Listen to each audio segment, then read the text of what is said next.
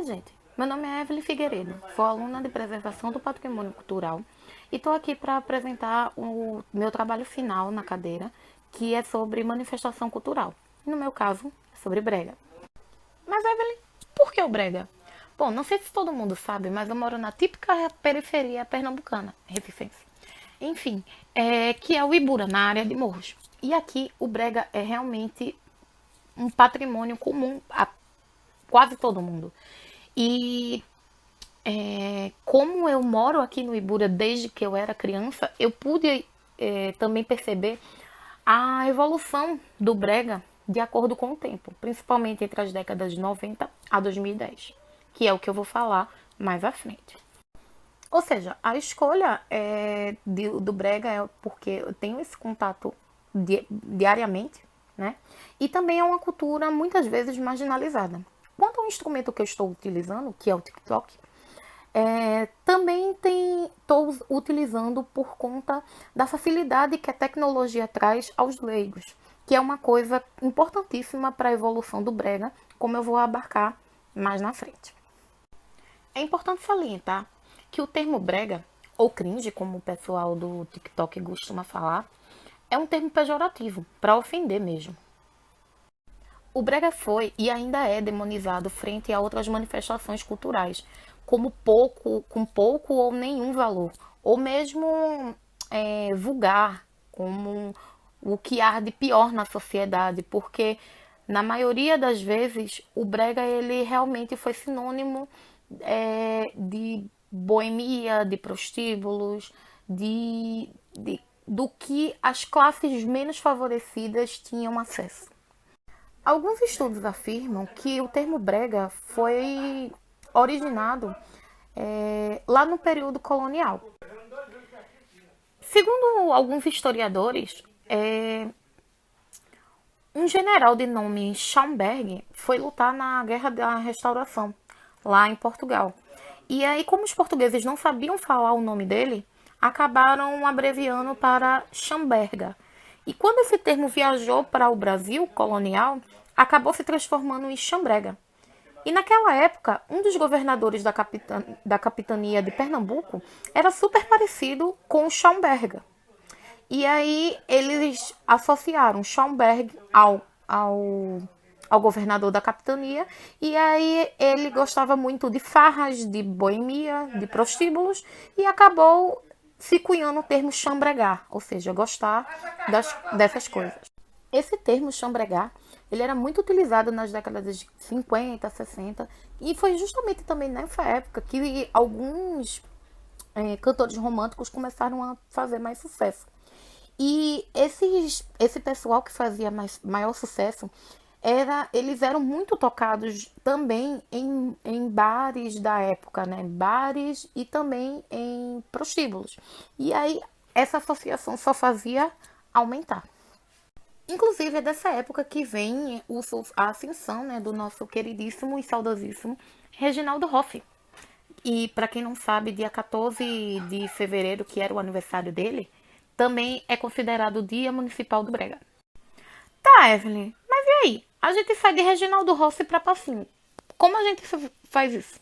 Bom, a gente tem que considerar a virada de ritmo lá no finalzinho dos anos 90, com o advento do movimento Calypso. Até essa época aqui, o brega era aquela coisa melodiosa, romântica, aquela coisa bem lenta, digamos assim. E aí apareceu o brega pop, como ficou conhecido, né? E que é uma pegada mais rítmica, um ritmo mais dançante, digamos assim. E com isso ele foi exportado para o Brasil todo e se reverberou aqui também, no nosso brega pernambucano. Esse brega realmente não foi feito aqui, foi lá no Pará, tá? Aqui a influência do calypso foi mais na questão feminina, vozes femininas no brega, como por exemplo a Michelle Mello e também a Musa, né? Meu cabelo não foi inspiração dela, tá? Nessa mesma época, entre década de 90 e início dos anos 2000, estourou também aqui na periferia recifense a música do funk carioca, né? Principalmente com o advento de, de programas que facilitavam a musicalidade, como programas bem intuitivos mesmo, como o velho Audacity.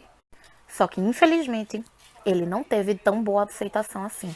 Ao contrário do brega, né? Que mesmo nas camadas mais baixas da sociedade, o funk ainda não foi muito bem recebido aqui na capital pernambucana.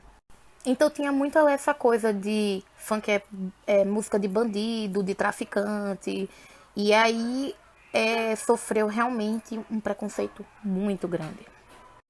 Alguns MCs dessa época que faziam esse funk, eles decidiram então misturar os estilos, né? E daí surgiu o brega funk. E aí os maiores expoentes são justamente o nosso amigo Sheldon e o Metal, que eram MC já, né, da época que eles tocavam funk, e aí eles decidiram misturar com o estilo do brega, gerando assim o que a gente chama hoje de brega funk, né? Isso foi no finalzinho dos anos 2000 para os anos de 2010, 2007, entre 2007 e 2011, mais ou menos, que foi quando estourou realmente o brega funk. Aí vocês podem até me perguntar, tá, qual é a importância, né, dessa evolução no brega através do tempo? A resposta é muito simples, a movimentação de mercado. Com a incorporação da tecnologia